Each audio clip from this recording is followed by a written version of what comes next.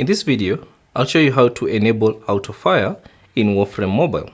Now this feature basically allows you to automatically shoot at an enemy. So if you aim at them, it will automatically fire the weapon. So to enable this option, all you have to do is access the game settings.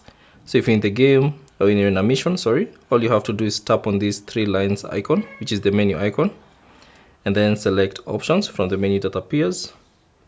And then within the options, select the touch category, and then now you scroll down and until you find the auto fire option. So here it is under the automatic actions. You should find auto fire.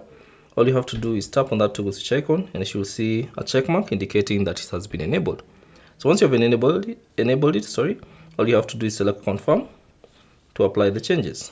So once you go back into the game, whenever you aim to an enemy, it will automatically fire the weapon, as you can see. Thanks for watching, and I'll see you on the next one.